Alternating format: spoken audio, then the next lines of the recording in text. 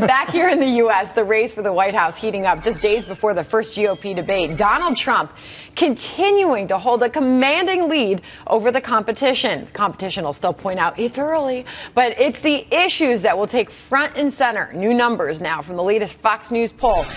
These are fresh, hot off the press. The latest poll showing Americans want to hear answers on the economy, growth, and where their next paycheck will be coming from.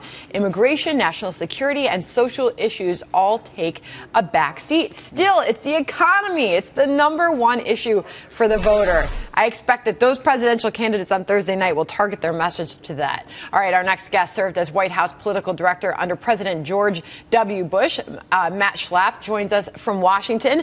Matt, all right, I went on my little thing there, but seriously, you know, when you listen to the candidates right now, so many of them are distracted and not really addressing the real issue that is still the economy for the American voter, correct? Yeah, that's exactly right. When you have such a big field like this, they're all trying to find ways to kind of outmaneuver the people they're competing with and these other candidates. And usually in politics, look, it's a little bit like business. You got to invest in the type of strategy that will work over the long run. All right. And so you have to connect with your message. And you have to be smart and entrepreneurial about how you talk about things. All right, Matt, not many people would have predicted Donald Trump surging in the polls and being where he's at this point, 26% in this latest poll. Right. Is this good or bad for the Republican Party? I think it's great. You know, Donald Trump has mostly been a Republican throughout his adult life, but, you know, he's got an independent streak to him.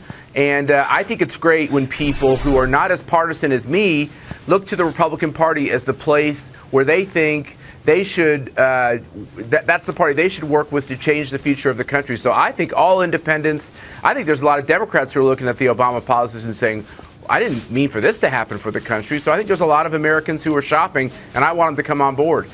Does it last? Does he sustain this lead?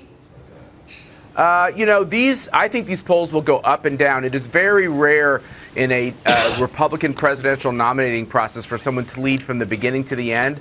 So I think these polls will gyrate. If I was going to bet, I couldn't tell you who our nominee is going to be, but I think Thursday's debate, America should tune in because I think it's going to be a big next step in determining who that's going to be. All right, Kevin Kelly here.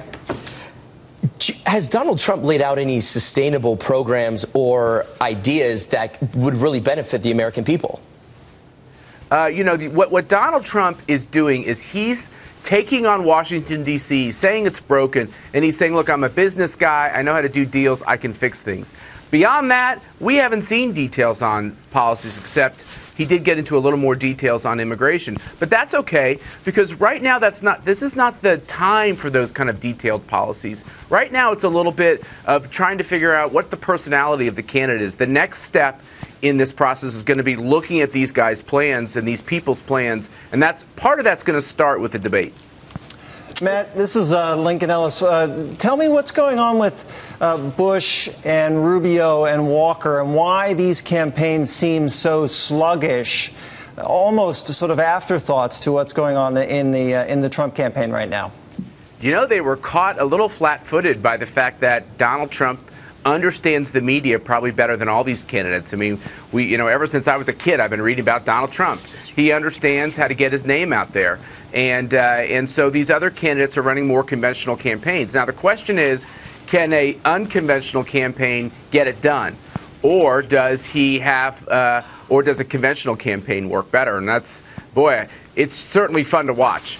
All right, so Matt, you're saying it's fun to watch. Let's put Donald Trump aside for a second. Say Donald Trump, say the lead doesn't last.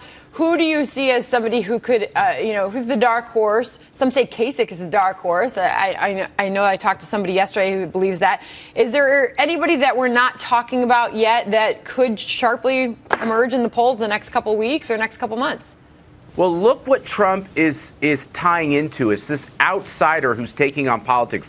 He's never run for office and never held elective office. Ben Carson is a similar type of candidate. So is Carly Fiorina.